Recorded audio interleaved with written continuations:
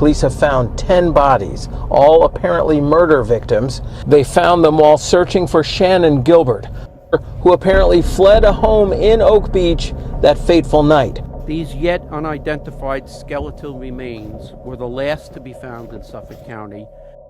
The FBI is offering to help New York homicide investigators as they chase a possible serial killer.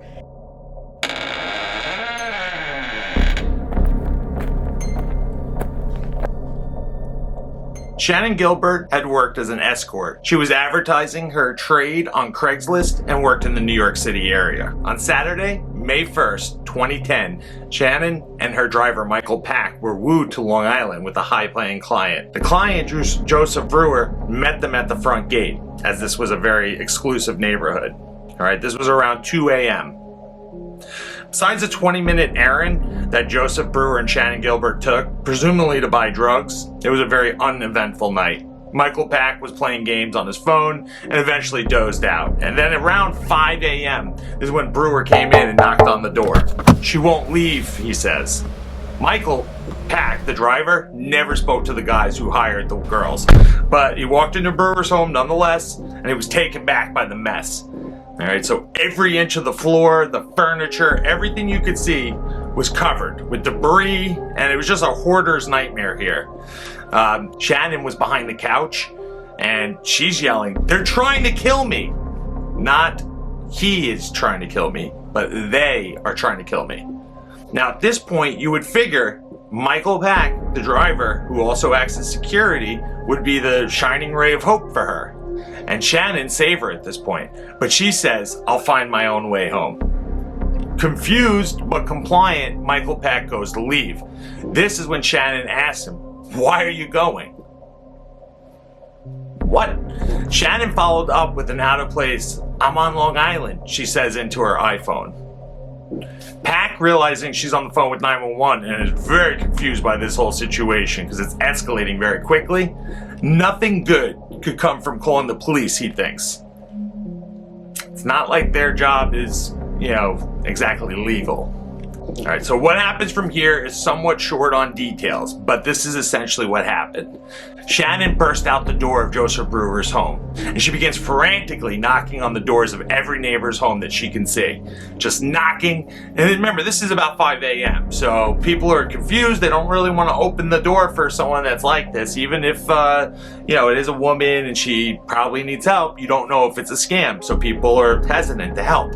Eventually, she happens upon one of the neighbors' house. His name is Gus Coletti. All right, Gus plays an important part of this story because he's a retired man and he's a very friendly man, a helpful man, let's say. And when he hears the young lady pounding on the door at 5 a.m., he's up already. He opens the door and he says, "How can I help you?" He invites her in, he has her sit down, and she just seems frantic, not listening to what he's saying. She's just speed talking. At which point he says, "I'm going to call the police." When she hears the word police, she bursts out the door again. All right, this is just a repeat of what just happened with JOESEPH Brewer. He can't understand what's going on. Why did she frantically leave? He was there to help her. When he comes out, he sees Michael Pack, the driver, slowly going down the road, looking. And Gus Coletti gets in front of Pack's car. All right, so he stops Michael Pack and he says, "I just called the police." Now he's figuring that Michael Pack is probably the person she's running from. He doesn't know the whole story. Remember, he just came in, at this very last part. So he thinks that Michael Pack is probably the person she's running from. And Gus Coletti says to him, "I just called the cops." Michael Pack in turn says, "You shouldn't have done that. You're gonna get her in a lot of trouble." Very confused by all this. At this point, they both go their own ways trying to search for her. Now, this is really where the details drop off. She disappeared into the night, not to be seen again for at least 18 months. Obviously, all the people that got the knocks on the door were frantically calling. So several people called, but when the cops got there, Shannan's nowhere to be found. Michael Pack's gone. He left. He figured there's nothing he can do at this point. So the cops were left feeling like there was never a crime committed. So they left without an investigation. This was mistake number one. However, Because of her disappearance, they did go searching for her several months later.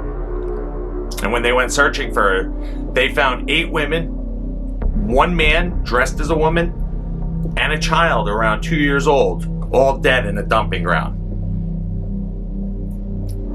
And that's the story we're going to look at today.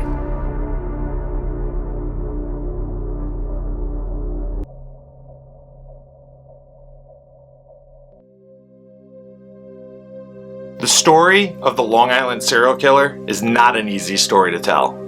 It goes back many decades. We're not even sure if it's one man or several. The bodies are spread out throughout multiple places on Long Island.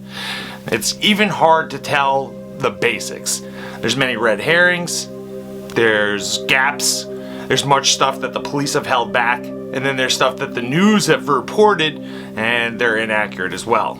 I have found that the more research LISK, the less I know. Most of the story of LISK starts with the story of Shannan Gilbert, no different than what we just did. Shannan Gilbert wanted to be famous for her music abilities, for her singing. While she never found this in life, in death, she did find a higher purpose. She was famous, but not for what she thought she would be. Since we wouldn't even know of the serial killer without her story, it's fitting. Back around the turn of the century, early 2000s, bodies started piling up in Manorville. At the time, the police said there's no serial killer. Manorville was, and still is to a certain extent, a very desolate area. There's protected pine barrens all around. Alright, the Long Island Expressway, the major throughway, snakes its way through, but on the north and the south, there's major areas that are just straight forest. Recently, my brother and I hiked through the area to find the exact spots that the bodies were found. When hiking into the forest, you can feel an uneasiness that must be 1,000 times worse at night. The trees are tight, you can see shadows on the trees and you're not sure if you're looking at just another dead tree, maybe some debris. We found cars that were easily from the 70s or 80s just dumped. I found a snowmobile, pots, pans, garbage bags everywhere, all in this nature preserve. So it's easy to see that this would be a favorite dumping ground of LISK. In the early 2000s, when the bodies started stacking up, the local residents interviewed by the New York Times said that they thought it was the mob's new favorite dumping ground. That was until 2 small, young females were found in a 3-year period with their hands, limbs, head hacked off, and their new torsos left on display. Macabre as it is, it was pretty clear that there was a common MO. On November 19th, 2000, 3 hunters walking through the area happened upon the first woman, who was only identified 2 decades later thanks to advancements in the DNA. Her name was Valerie Mack. 24 years old in 2000 when she went missing, was described as 5 feet tall and approximately 100 pounds, with brown hair and hazel eyes. She was working as an escort in Philadelphia at the time of her disappearance and also used the name Melissa Taylor. Family members last saw her in the spring or summer of 2000 in the area of Port Republic, New Jersey. She was never reported missing. Valerie Mack had been a prostitute that plied her trades in several different cities on the East Coast. There's not any information on how long she was in New York or Long Island, but she does turn up in the woods and they estimate that she was only dead a few days. Oddly enough, 4 days later, after the discovery of Jane Doe, who we find out is Valerie Mack, hunters find a man who was wearing nothing but a pair of boxers. The man in the Gap boxers had been strangled, and that does fit the MO for who we know is now LISK. Alright, it is commonly believed that the victims of LISK were all strangled. Unfortunately, like I said before, the police at the time, as these bodies were showing up, said there was no serial killer at work, which has been proven to be false. They've also since identified the man in the Gap boxers. However, at the victim's family's request, they haven't identified him publicly. Some have said that this is going to make it more difficult from a detective and investigation standpoint to identify the killer. So it is a little odd. Fast forward a little bit to July 26, 2003. A local woman, she's walking her dog in the woods over here, all right, and she happens upon the second female nude torso. No hands, no limbs, no head.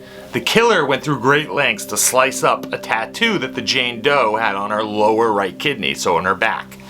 And then it was obvious that we're going to show on the screen here that he was slicing it up and down, because he didn't want this to be seen. A quick thinking detective had the medical examiner push the skin back together so that they could take a picture and kind of see what it might have looked like. They immediately saw that there was angel wings, or maybe eagle wings, as the newspaper reported, and they thought it said Pete's Angel. This was the bulk of what the detectives had to go on.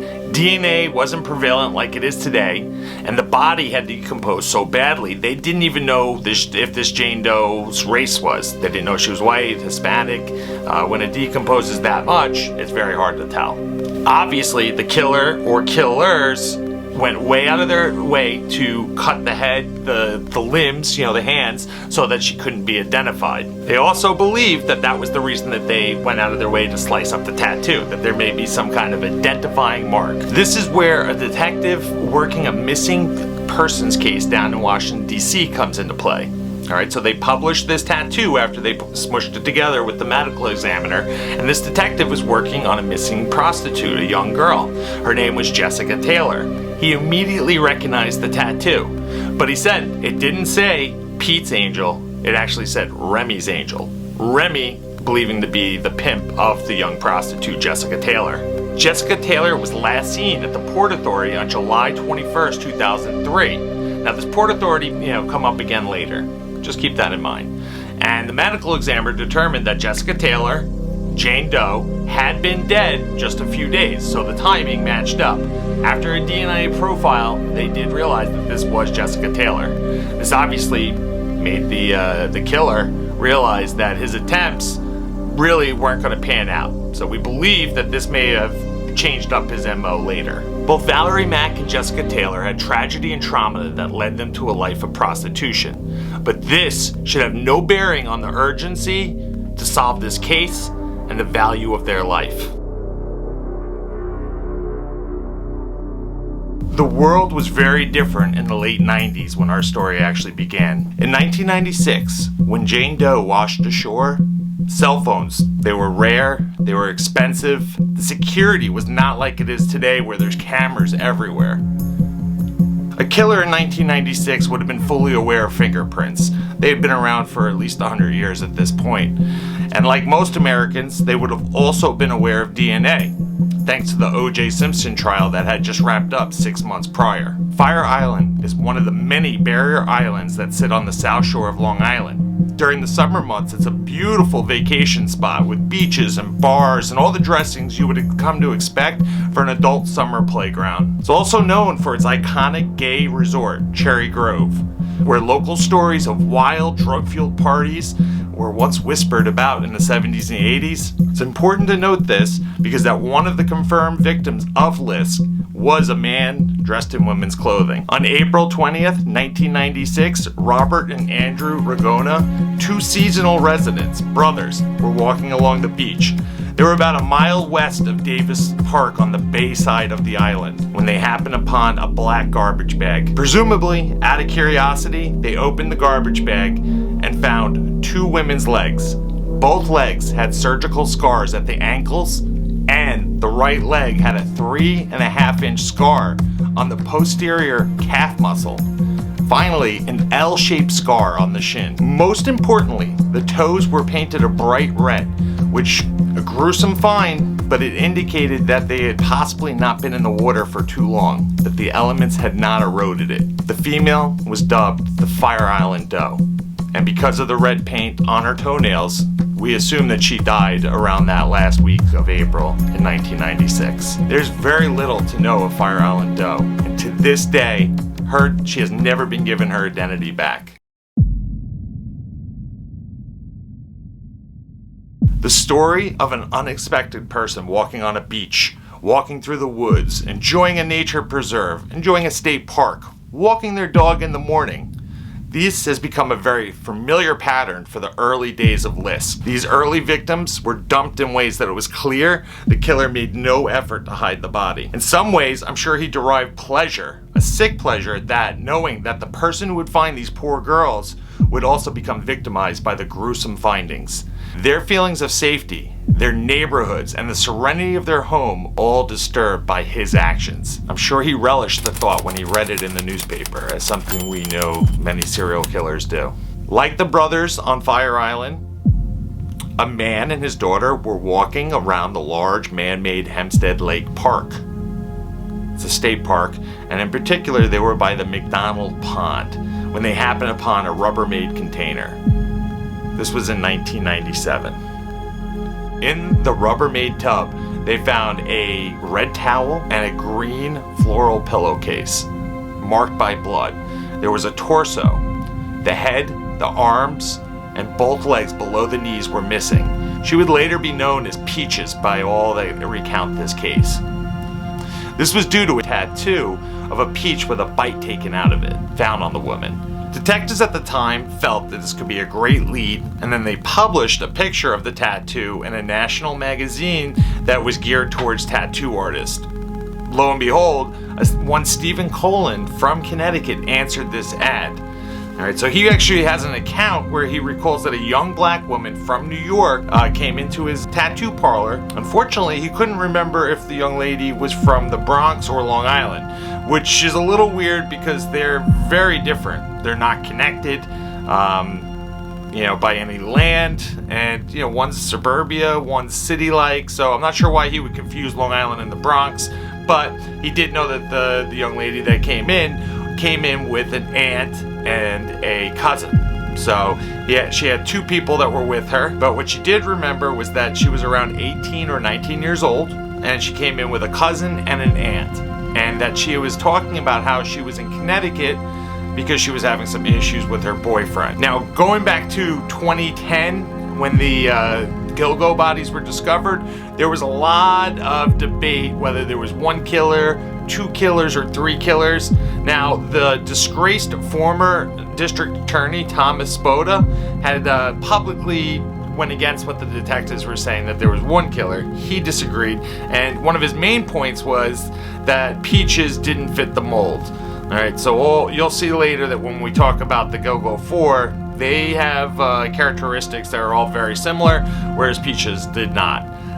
It's now commonly, touted that it's one killer, but then again, who knows? There's been a lot of misdirection in this case. So Spada would argue that there were two killers all dumping in the same area. Now, it's not too hard to think that there could be more than one serial killer dumping and working Long Island. It's happened before. There's 3 million residents on Long Island, and in the 90s, you had Joel Rifkin and Anthony Schulman, both of them killing prostitutes, working off the same type of victim, and they were dumping in the same area. Both were caught, and they also line up with the same time frame we're talking here. However, from what we understand, they don't believe that any of these are Joel Rifkin's or Anthony's victims. I'm sure there's reasons, because they haven't released a whole lot to the public. Everything we know has been from investigative work, and even then, some of the stuff is disputed whether it's true or not because it hasn't been confirmed. We've also seen other high-profile cases in the US in different states where you have multiple killers dumping on the same roads. So it wouldn't go without some kind of evidence here that maybe there is multiple. I would have to assume, because the disgraced Spada is gone now, and they're saying that there's only one killer, that they must have something that supports that. There certainly seems to be a lot of evidence that does support one killer. Just because Peaches doesn't fit the actual profile type of the rest of them. Namely, it seems like because she was black and the other girls were white. But that's not enough. That's not enough to go off, because there's other non-white victims that LISK is credited to as well. So, not a big fan of Spoda anyhow, but it's worth noting. So, in this next chapter that we're coming up on right now, we're going to discuss how Peaches, Jessica Taylor, Valerie Mack, all would be connected to the victims found by Gilgo Beach. This is how we connect all of them throughout time. This is also where we find that LISK was one of the most prolific serial killers on Long Island history.